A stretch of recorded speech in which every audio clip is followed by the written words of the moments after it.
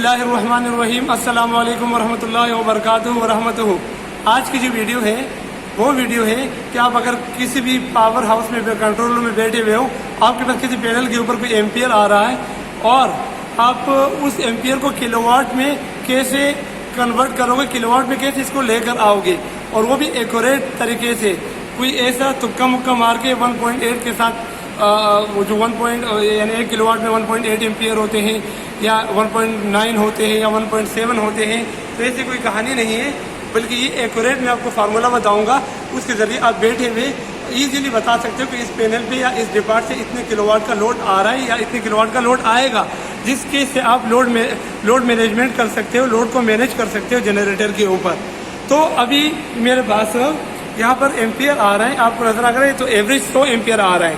ये 100 एम्पियर है और इस 100 एम्पियर को हम कैलकुलेट करेंगे फार्मूला अप्लाई करके कि किस तरीके से कितने किलोवाट का लोड बनता है।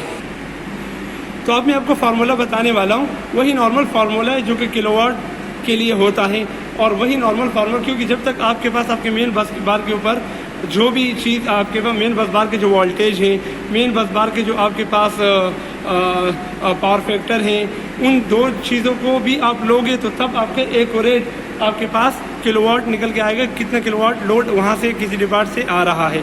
तो पहले तो फार्मूला देखते हैं कि फार्मूला क्या है।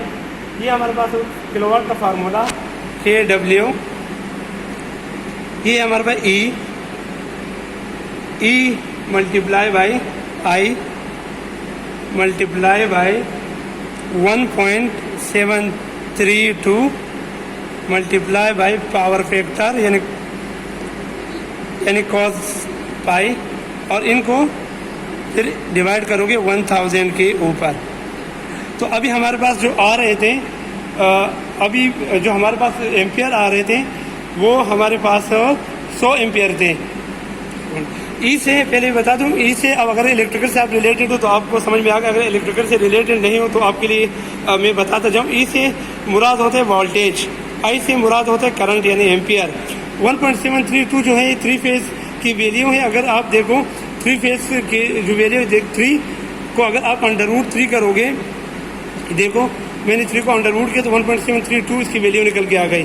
तो वो 3 फेज के लिए जो इस्तेमाल होता है ये वो वैल्यू है 1.732 मल्टीप्लाई बाय cos पाई यानी पावर फैक्टर जो करंट आपके पास आ रहा है। तो चलिए पहले मैं आपको मेन बस बार का भी दिखा देता हूँ कि कितना पावर फैक्टर आ रहा है और कितने हमारे पास वोल्टेज आ रहे हैं। तो ये मेन बस बार के वोल्टेज हमारे पास 407 408 चलते हैं, हम 408 से ले लेंगे और पावर फैक्टर जो हमारे पास है वो है 0.85। तो हम 0.85 और 407 इसको नोट करते हुए अब हम फार्मूला अप्लाई करके देखते हैं कि हमारे पास डिपार्ट से कितना लोड आ रहा है। तो हमारे पास अब किलोवाट निकालने के लिए हम इस को ड्राइव करेंगे इस फार्मूले को। हमारे पास वोल्टेज है 408 जो हमने अभी देखे बस बार पे, मल्टीप्लाई बस फार्मूले के तहत जो हमारे पास एम्पियर आ रहे थे वो 100 एम्पियर थे, तो 100 लिख देंगे।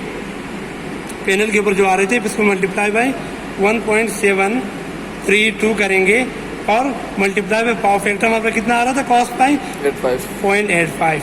तो हमारे पास 0.85 आ रहा था।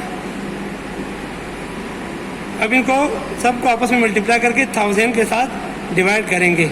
तो कैलकुलेटर ये रहा। अब 408 multiply by 100 multiply by 1.732 multiply by 0.85 और डिवाइडेड बाई 1000। तो ये हमारे पास आ गए 60, यानी हमारे पास किलोवाट कितने निकल के आ गए 60.06, मतलब 60 किलोवाट का लोड हमारे पास डिपार्ट से आ रहा है। तो इस तरीके से सब पैनलों के ऊपर कोई भी लोड आने वाला हो या लोड जो मौजूद हो उसको आप कैलकुलेट करके लोड मैनेज कर सकते हो पावर हाउस में बैठ करके कंट्रोल रूम में, और इस हिसाब से अपना जनरेटर चला सकते हो। तो ये थी आज की वीडियो। अगर ये वीडियो भी आपको हेल्पफुल लगी हो और आपको कुछ फ़ायदा हुआ हो तो प्लीज़ चैनल को सब्सक्राइब करना मत भूलिएगा और बेल नोटिफिकेशन आइकन को प्रेस करना भी मत भूलिएगा। और नेक्स्ट वीडियो तक के लिए इजाज़त दीजिएगा। अल्लाह हाफिज़।